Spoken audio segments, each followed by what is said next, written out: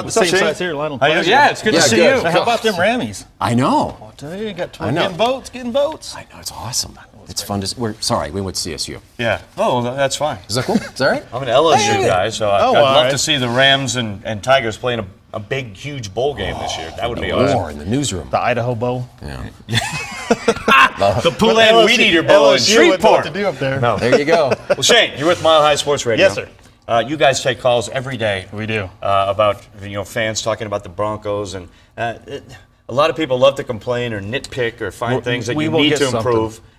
You'll get somebody will call and say, but. Well, after watching last night, penalties or something. After watching last night's game, the 49ers are not the Jaguars. They were injured, as we said. A lot of huge guys, especially linebackers, missing from that team. But the way the Broncos dismantled them on offense and the way the defense for the Broncos played last night, what is there to take from this game in terms of a negative? Yeah, what's the weak link here? See, that's what we were talking in the production meeting, what to take as a negative. And they're really, what do you say? They're passing the eye test of the best team in the NFL right now.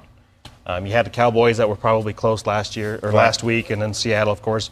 But Seattle's 3-3. So I guess the biggest thing you'd say, why didn't they beat Seattle? True. Well, yeah, maybe well, look, so. they were in Seattle, as we know. Exactly. It's one of the toughest plays. The Seahawks have lost 2 in a row, so they're not what they were last year. Right. But in Seattle, and it's a Super Bowl rematch, and the crowd is nuts, and it's hard to beat the Seahawks in that situation. Well, they had Percy Harvin then, too. Right. Boy, that made a huge difference. Okay, yeah, there was that. But we know the NFL and football in general is a week-to-week basis. The Broncos have come out, lay an egg on Thursday night, the Chargers win, and then we're here ripping them next Monday saying, wow, well, they couldn't respond in 3 days, and the Chargers beat them. So you can't just say, well, right now they're the best team in football, which we did, but you got to look to next week and say, all right, they just got to keep it going. Consistency is exactly the most important thing, are they best team in football at the Super Bowl? That's when it counts. Yeah. They got to have rings. Which is nice to see. The running game, we could nitpick and say it needs to be a little bit better, but it has improved. The defense is gelling. The offense, well, everybody knows it's grand. So as long as we keep going in that direction, it's a tough schedule they got. It was really nice to see that the Broncos, on the 3rd and shorts, they're throwing the little out passes instead of trying to run it up the middle with ball. Of course, he's hurt.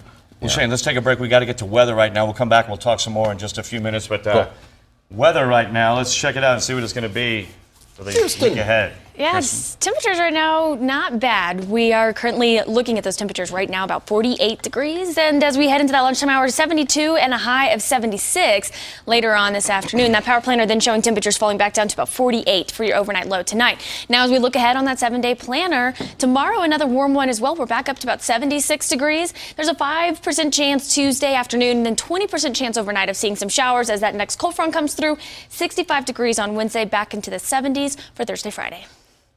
All right, Kirsten, thank you. I was going to get the sprinklers blown out this week. That's what I was thinking, actually. Maybe I'll just delay it for a while. Don't let the trees die. No freezing temperatures, 70s, and almost 80 on Saturday. Awesome. That's great. Perfect. So what was your favorite part of the game, other than the record breaker? Let's put that aside for a second. Wes Welker going for a long touchdown pass and actually getting in there, that was fantastic. Because he usually doesn't run that long off the sideline route. Well, the helmet's so heavy, you can't really go more than 20 yards. That's it. Yeah, all that special padding. Wes. Well, hey, keep him safe. We want to see that. Absolutely. I'd love to see Emmanuel Sanders get his first touchdown. He was the leading receiver, right? But he had not gotten in the end zone. Yeah. And so he got in the end zone, first touchdown off the bat. It's like, boom. It was a great play, too. Oh, yeah. How he comes, And then Welker's play, I heard Peyton say after the game that was one that he and Adam Gase just kind of drew up on Friday. Just said, hey, let's do this. Let's try this. Welker, and that's what Peyton said. That's what he loves about Adam and their relationship is that they can do a little. You could try whatever you want, it's just make it happen. There's really not a hard set playbook. It's like they have their plays, but if Peyton sees something, he'll tell. It's just like Julius 2 weeks ago. He goes, Julius, do this, and nobody knew they were doing it except those two. Right. The O-line didn't know. Nobody else knew. Yeah. And that's the thing that's refreshing about this offense. Yeah. And Peyton's out there a lot with those receivers.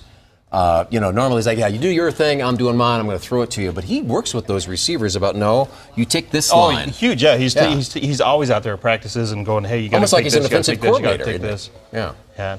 What Justin was talking about earlier was the 6 sacks. Yeah. 6 sacks against Kaepernick. Right. It's a little slippery, the guy can move. If you go back and you watch a little bit, they don't have any lanes open for Kaepernick, which they did with Russell Wilson. They had lanes open for him.